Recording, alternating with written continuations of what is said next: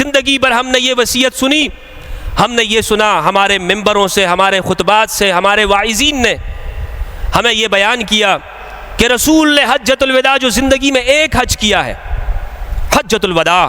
اس میں یہ ارشاد فرمایا انی ترکت فیکم الثقلین ما ان تمسکتم بہما لن تضلوا بعدی کتاب اللہ و سنتی، کہ لوگوں میں تمہارے درمیان میں دو چیزیں چھوڑ کے جا رہا ہوں، تم کبھی گمراہ نہیں ہوگے، ایک اللہ کی کتاب اور ایک سنت رسول۔ زندگی بھر ہم نے یہ سنا ہے، ہم نے یہی سنا ہے نا،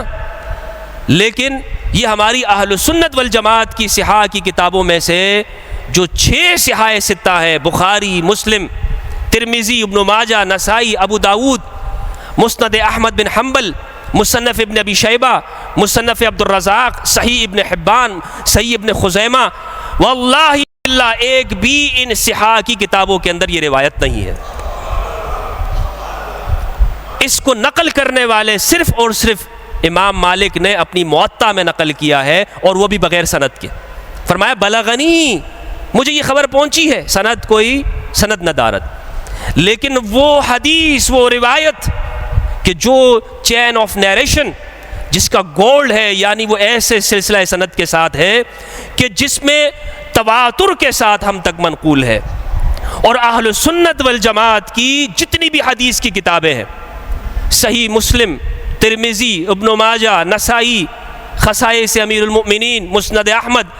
مصنف ابن ابی شیبہ، مصنف عبد الرزاق، تمام صحاح کے اندر یہ روایت موجود ہے۔ رسول اللہ فرماتے ہیں،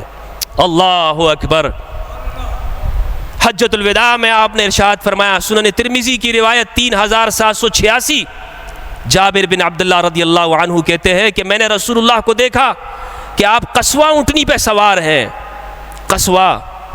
وہی اونٹنی جس میں علی صفین میں بھی تھے، قصوہ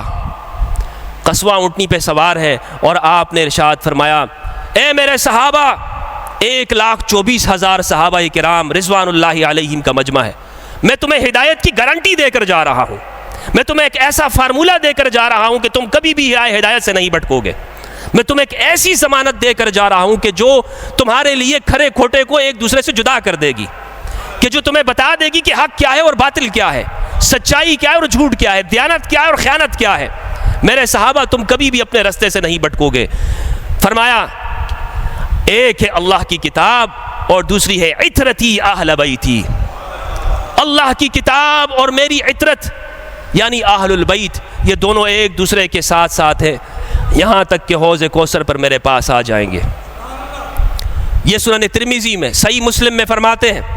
6225 روایت، رسول اللہ نے فرمایا اے میرے صحابہ، قریب ہے کہ میں تمہیں چھوڑ کے چلا جاؤں، قریب ہے کہ میں تمہیں الوداع کہہ دوں، مجھے معلوم ہے کہ میں جا رہا ہوں، لیکن میں تمہیں ایسے نہیں چھوڑ کے جا رہا ہوں۔ اے میرے صحابہ، میں تمہیں بیار و مددگار نہیں چھوڑ کے جاؤں گا، میں رحمت للعالمین ہوں،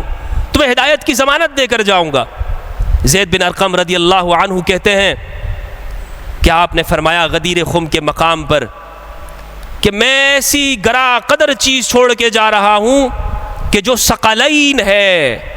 اور بعض روایات کے اندر مسند احمد میں ہے خلیفتین ہے، 2 خلیفہ چھوڑ کے جا رہا ہوں۔ چھوڑ دو سنی اور شیعہ کی بحثیں، آئیے سنیت کی طرف آتے ہیں۔ اہل البیت یہ نہ سنیوں کے ہیں نہ شیعہ کے، کل انسانیت کے ہیں۔ رسول نے ضمانت دی ہے، فرمایا کہ ایک قرآن اور دوسرے اہل البیت، جب تک تم ان کے ساتھ چلو گے ہدایت کے اوپر چلو گے، تو کیوں نہ پھر رسول کے جانے کے بعد میں اہل البیت کو دیکھوں کہ علی کہاں پر کھڑے ہیں، کیوں نہ میں دیکھوں کہ سیدہ زہرا کہاں پہ کھڑی ہیں، کیوں نہ میں دیکھوں کہ پھر امام حسن کہاں پہ کھڑے ہیں، کیوں نہ میں دیکھوں کہ حسین کس سمت کے اندر ہے۔ یعنی جو اہل البیت کا موقف ہے وہی ایمان ہے۔